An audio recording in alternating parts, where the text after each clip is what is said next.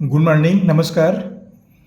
निर्देशांक ज्यामिति को इंग्लिश में कोऑर्डिनेट ज्योमेट्री बोलते हैं।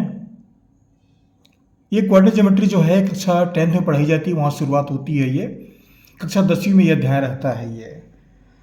और ये जो वीडियो बनाई जा रही है कक्षा 10वीं के लिए है। इसमें हमने प्रश्न लिया है एक रेखा बिंदु 1, 2 और 5, 10 ये निर्देशांक है से गुजरती है, इसकी ढाल ज्ञात कीजिए। ढाल ज्ञात करना है। ढाल का मतलब पहले समझ लें ढाल क्या होता है। हमें दो बिंदु मिला है, ढाल क्या होता है ये समझ लीजिए। ढाल को गणित की भाषा में इसका दूसरा नाम प्रवणता है, प्रवणता बोलते हैं।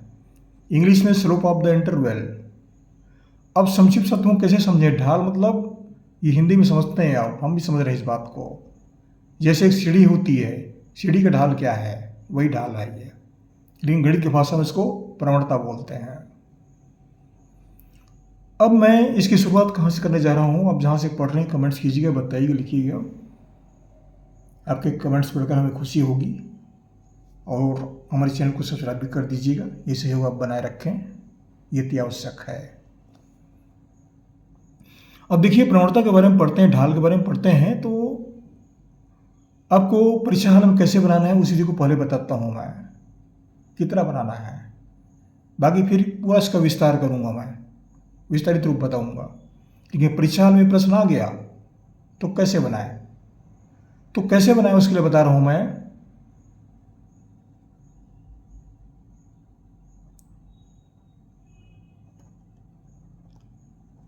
बिंदु P, ये बिंदु P जो है,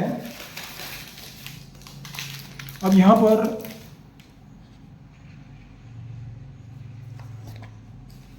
बिंदु P का निर्देशांक, बिंदु P का निर्देशांक क्या है। पहला बिंदु P का निर्देशांक, इसका निर्देशांक है 1, 2, एक्स अक्ष और वाई अक्ष। इसका दूसरा बिंदु मानते हैं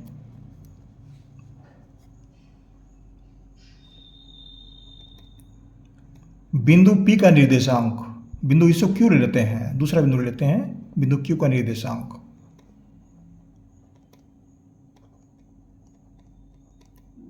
बराबर 5, 10। ये एक्स अक्ष में है, ये वाई अक्ष में है। पी क्यू को आप ए बी लिख सकते हैं, एल एम लिख सकते हैं, एक्स वाई लिख सकते हैं, कुछ भी लिख सकते हैं। कोई आवश्यक नहीं कि हम पी और क्यू लिखें। तो इसका सूत्र है वो बताने जा रहा हूं आपको मैं। सूत्र को याद रखना आवश्यक है।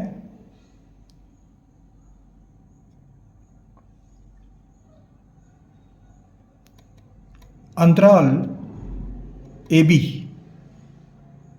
का ढाल या प्रवणता, इसका सूत्र जो है बताने जा रहा हूं मैं, बराबर y2 minus y1 upon x2 minus x1।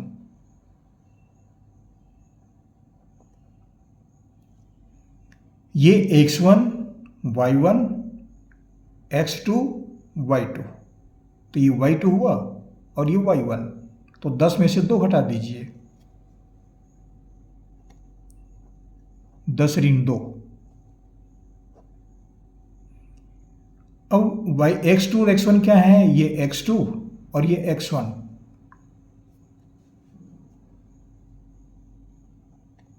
5 ऋण 1, 5 ऋण 1, इसका मान हुआ 10 में 2 घटा दीजिए 8, 5 में घटा दीजिए 4, 4 से घटा दीजिए कट जाएगा ये, 4 एकम 4, 4 दूनी 8। उत्तर कितना मिला, 2 इकाई। 2 इकाई का अर्थ क्या है, अगर सेंटीमीटर में है तो 2 सेंटीमीटर आ जाएगा, मीटर में है तो 2 मीटर आ जाएगा, इंच है तो 2 इंच आ जाएगा। इकाई का मतलब होता है ये किलोमीटर 2 किलोमीटर में आ जाएगा, ये कुछ भी ले सकते हैं आप इकाई, सेंटीमीटर, इंच, मीटर, और भी जोड़ सकते हैं आप, फुट वो भी ले सकते हैं। अब क्या करें, यहाँ पर हमको उत्तर मिला 2 इकाई, ये प्रश्न हल हो गया, ये हल हो गया पूरा।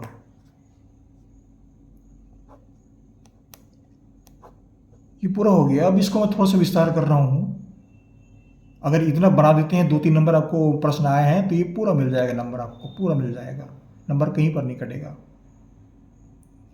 लेकिन हम थोड़ा सा और बता रहे हैं, जो आपको कुंजी, गाइड, ये अन्य संसाधन हैं जो मार्केट में मिलते हैं, वहाँ पर ये सब उपलब्ध नहीं होंगे, वो सब जानकारी नहीं बताई जाएंगी। 2 लाइन में सब चीज़ बताएंगे, बात खत्म कर देंगे।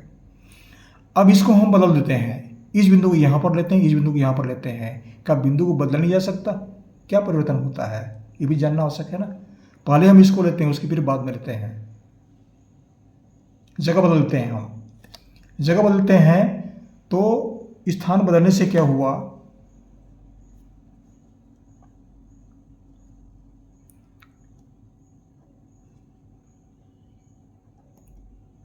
बिंदु P का निर्देशांक या Q का निर्देशांक हमने बदल दिया, उसको P ले लिया, इसको Q ले लिया, उल्टा कर दिया, बराबर 5-10, और Q का निर्देशांक बराबर 1-2। तो इसमें क्या परिवर्तन होते हैं ये जानना आवश्यक है। परिवर्तन कहाँ पर और क्या होता है ये समझना आवश्यक है कि इसमें जैसे बिंदु बदल देते हैं तो बिंदु बदलने से उसमें क्या परिवर्तन होते हैं यह जानना आवश्यक है। अब देखिए यहाँ पर क्या करेंगे, x2, x1, y2, y1 ये सब मान बदल जाएंगे।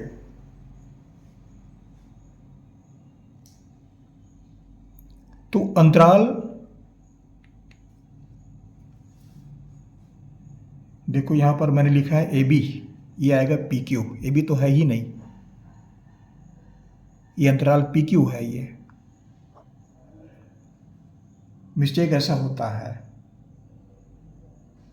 अब देखिए ये अंतराल PQ है, क्योंकि बिंदु P है, बिंदु Q है, तो अंतराल में तो PQ ही आएगा ना, ये भी कहाँ से आ जाएगा।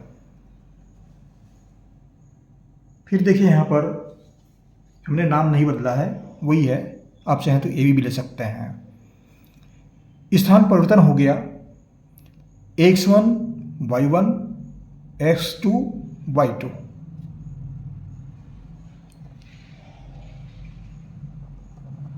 अंतराल PQ बराबर y2 माइनस y1 बटा x2 माइनस x1।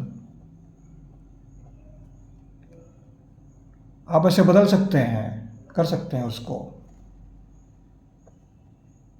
तो ये क्या हो गया, y2 ये y2 और ये y1, 2 ऋण 10, x2 x1 1 माइनस 5।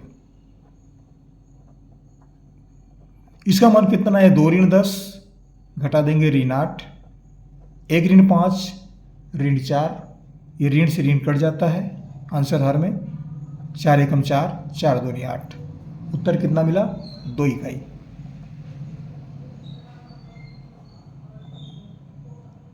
इकाई मैंने सेंटीमीटर, मीटर जो भी दिया रहता है वो इकाई का लगते हैं वो।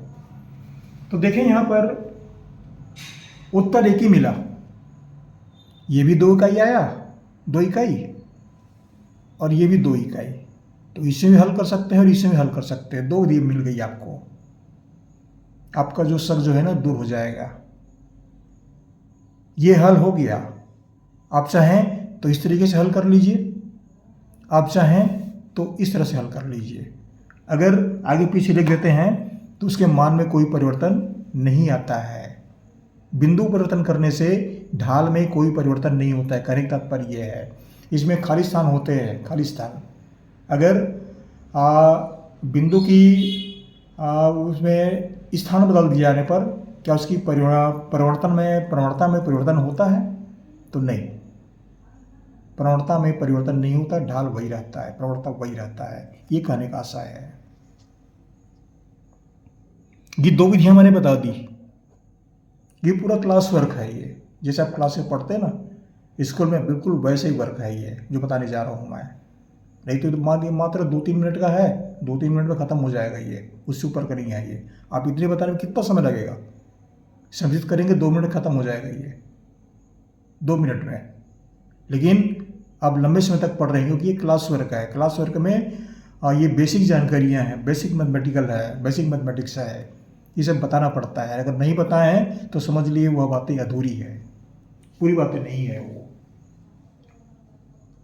थोड़ा सा बता करके आगे बढ़ गया, ऐसा होता है ये। अब इसके चित्र कैसे बनाएं?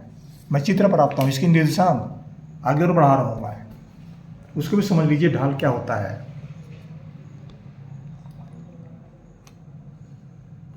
इस तरह चित्र बनेंगे। चतुर्थांश क्या होता है? ये पहला चतुर्थांश। चतुर्थांश क्या होता है मेरे अन्य वीडियोस तैयार हुए हैं, उसको आप पढ़ लीजिए, आपको पूरी सहायता मिलेगी कि चतुर्थांश का विस्तृत जानकारी जो है उसमें दर्शाया गया है। प्रथम चतुर्थांश, द्वितीय चतुर्थांश, तृतीय चतुर्थांश, चतुर्थ चतुर्थांश। ये धनात्मक दिशा है एक्स अक्ष में, ये ऋणात्मक दिशा है एक्स अक्ष में। ये वाई अक्ष कहलाता है, ये धनात्मक होता है। नीचे उतरेंगे तो ऋणात्मक होता है, ये ऋणात्मक दिशा है। ये मूल बिंदु है, मूल बिंदु का निर्देशांक 0-0 होता है। अब इसमें जैसे अब बिंदु 1-2 इसको चित्र में दर्शाइए। एक प्रश्न और तैयार हो गया कि बिंदु 1-2 को ग्राफ पेपर के माध्यम से दर्शाइए कि वो कहाँ पर स्थित है, किस चतुर्थांश में स्थित है, ऐसा बताइए। इसमें कई तो प्रश्न बन जाएंगे। अब यहाँ पर देखिए बिंदु 1-2, तो ये बिंदु 1-2 ये इसका निर्देशांक है, ये इस स्थान पर आता है। ये एक अक्ष में 1 है, ये एक अक्ष में 1 ऊपर चढ़ गया। वाई अक्ष में 2, तो यहाँ से लेंगे, वाई अक्ष है 2, ये दोनों बिंदु यहाँ पर आकर मिलते हैं। ये भी ऊपर नीचे बनाएंगे तो ये आकर के यहाँ पर मिल जाते हैं। यहाँ पर देखिए मैंने काट दिया है। कारण क्या है? कारण ये है इसका निर्देशांक 1-1 होगा, ये 1 और ये 1, ये पहले से बन चुका था लेकिन मैंने काट दिया। प्राय ये गलतियाँ होती है। तो ये इसका निर्देशांक 1-1 होगा, लेकिन ऊपर निर्देशांक में ये 1-2 यहाँ पर आएगा। इसका निर्देशांक हो गया।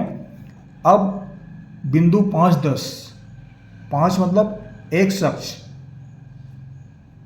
ये 5 यहाँ से 5 से ऊपर बढ़ेंगे, ऊपर बढ़ते जाएंगे कहाँ तक? 10 तक।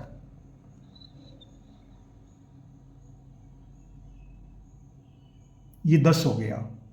ये वाई अक्ष है, वाई अक्ष में 10 पॉइंट तक आगे बढ़ते जाएंगे। 10, ये 10 में इस दिशा में आगे बढ़िए, धनात्मक दिशा में, तो ये 5 पर आके मिलता है। नीचे आ जाएंगे तो ये 5 वाली रेखा है, ये एक्स अक्ष की ओर मिल रही है, तो ये 5 का लाइन है और ये 10 का लाइन है। ये दोनों बिंदु यहाँ पर आके मिलती है, तो ये बिंदु क्यू का निर्देशांक है। ये बिंदु क्यू उसका निर्देशांक है 5-10। इसी तरह आपको स्पष्ट दिख रहा होगा, दिखेगा ये। अब इस तरह देख रहे हैं तो कौन सा त्रिभुज बना? ये बन जाता है समकोण त्रिभुज। और ये जो रेखा देख रहे हैं बिंदु P से Q, ये कहलाता है ढाल, इसको बोलते हैं प्रवणता। ये कलम चल रही मेरी, नीचे उतर रहा है, ये कहलाता है ढाल, प्रवणता। बिंदु P से लेकर के, इसका नाम लिख देता हूं मैं, बिंदु P से लेकर के बिंदु Q तक की दूरी, ये कहलाता है ढाल। अब बिंदु Q को P पर लेते हैं या P को Q पर ले लेते हैं, यहाँ बदलते हैं, तो ढाल में बदलेंगे, ढाल तो वही रहेगा, बिंदु बदलने थोड़ी है। ये प्रथम द्वितीय किसी को मान सकते हो आप। ढाल में परिवर्तन नहीं आएगा, कोई परिवर्तन नहीं आएगा उसमें, कोई परिवर्तन नहीं है। ये रेखा वैसे ही बनेगा। ये ग्राफ चित्र है, इसको मैंने ग्राफ चित्र के माध्यम से लिया है। ये ग्राफ चित्र है पूरा, अब कहते हैं कि चतुर्थांश बिंदु P बिंदु Q 5, 10 इसको बताइए कौन से चतुर्थांश में है। तो ये पहला चतुर्थांश है, ये प्रथम चतुर्थांश उस बिंदु पर स्थित है। ये बात स्पष्ट हो गई, चतुर्थांश की जानकारी भी हो गई, ढाल के बारे में जानकारी हो गई। अब देखिए ये रेखा जो है, ये रेखा मान लो मैंने यहाँ पर कोई नाम दे दिया, P को R दे दिया, कुछ भी दे दिया, यहाँ पर लिख दिया मैंने। तो ये कौन सा त्रिभुज बनता है? ये पाइथागोरस प्रमेय से समकोण त्रिभुज बनता है। ये कोण 90 अंश का होता है, 90 अंश। ये लंब हो गया, ये आधार हो गया और ये कर्ण हो गया। तो पाइथागोरस प्रमेय क्या होता है? कर्ण का वर्ग बराबर लंब का वर्ग धन आधार का वर्ग। इन दोनों के वर्गों का योग करेंगे तो इसका मान निकल जाता है। त्रिकोणमिति में पढ़ेंगे, त्रिकोणमिति में क्या होता है? ये इसका मान निकालेंगे तो इन दोनों का अनुपात होता है, ये दोनों का अनुपात, लंब बटा कर्ण। ये लंब बटा कर्ण, ये दोनों अनुपात हो जाएगा, ये tan थीटा मान निकल जाएगा। ये त्रिकोणमिति में पढ़ेंगे उसको आप। तो त्रिकोणमिति हम नहीं पढ़ा रहे हैं, जब त्रिकोणमिति बताएंगे तो पूरी विस्तार बताएंगे उसके बारे में ये क्या होता है। तो इस तरह से ये ग्राफ चित्र आप देख लिए, चतुर्थांश की भी जानकारी हुई, पूरी जानकारी हुई। और ये ढाल जो है ना, बिंदु Q से लेकर के P से लेकर के बिंदु Q तक ये दूरी कितनी है? ये दूरी, नीचे उतर रहा हूं मैं, यहां पर आ गया इस बिंदु तक, तो इसकी दूरी कितनी है? P से लेकर के Q तक नापेंगे तो वह कितना होगा? तो वह 2 इकाई है। वह उत्तर कितना आया? 2 इकाई। उत्तर मिला 2 इकाई। तो ये दूरी हम मानेंगे 2 इकाई। बिंदु परिवर्तन से कोई मान परिवर्तन नहीं होता है, ये कहने का आशा है। ये इतनी बातें स्पष्ट है। ग्राफ के माध्यम से भी मैंने ये चित्र बनाया, बताया आपको। और इस प्रश्न को समझने में प्रवणता ये इसे बताने की तात्पर्य क्या है? चित्र बनाने की क्या आवश्यकता है, मैं ये पूछ रहा हूँ। मेरे कहने का आशा ये, चित्र की आवश्यकता नहीं है। इस प्रश्न को हल करेंगे परीक्षा हाल में तो ये सब चित्र बनाने की आवश्यकता नहीं, लेकिन मैंने ये सब समझने के लिए बताया है कि ढाल क्या होता है, प्रवणता क्या होता है। तो ये दूरी जो है, ये अंतराल PQ कहलाएगा। ये 2 इकाई में जा रहा है ये। तो इस तरह से आप हल कर सकते हैं, बना सकते हैं और प्रवणता को आप आसानी से समझ सकते हैं। ये प्रश्न समझने में आपको बहुत आसानी हुई। और 2 बिंदुओं के बीच की दूरी जब हम वीडियो बनाएंगे तो उस समय आप पूरी विस्तार से पढ़िएगा और भी बातें हम बताएंगे और पूरी बातें आपको समझ में आएगा। ये क्लास वर्क है जो बता रहा हूँ मैं, क्लास में जैसे पढ़ाते हैं ना, मैं उस तरह से पढ़ा रहा हूँ, इसको बता रहा हूँ मैं। इसमें कोई बात छिप नहीं रही है, संक्षिप्त हम नहीं कर रहे हैं। संक्षिप्त करना अच्छी बात नहीं होती, लेकिन क्लास में जब परीक्षा दे रहे हैं तो उस समय तो आपको शॉर्ट में बनाना पड़ेगा। शॉर्ट में बनाएंगे तो उस समय आप केवल परीक्षा हाल हो जाएंगे। तो ये सूत्र को याद रखिए, इस सूत्र को, दोनों विधियां एक ही हैं, इतना ही बनाएंगे बस। निशान लिख दीजिए, प्रवणता लिख दीजिए, सूत्र लिया, सूत्र याद रख लीजिए, मान रखिए, 2 इकाई निकल जाता है। ये उत्तर हो गया, 2 मिनट खत्म हो जाता है। 3 नंबर के प्रश्न आते हैं, 3 या 4 नंबर, या कभी कभी 2 नंबर दे देते हैं। तो ऐसा होता है। तो उतनी सारी बातें हल करने की आवश्यकता नहीं है, क्योंकि परीक्षा हाल की बातें हैं, समय कम होता है। समय कम होता है तो उस अनुपात में उस तरीके से हल करने पड़ते हैं। छोटी बातें हैं लेकिन समझने में बड़ी बातें हैं। ये आशा करता हूँ ये वीडियो आपको अच्छा लगेगा, समझ में भी आएगा। आप जहाँ से पढ़ रहे हैं बताइएगा, लिखिएगा, कमेंट्स भी कर दीजिएगा। आपको हमारी ओर से बहुत बहुत शुभकामनाएं। पढ़ते रहिए और हम आपके लिए वीडियो जारी करते रहेंगे। Thank you.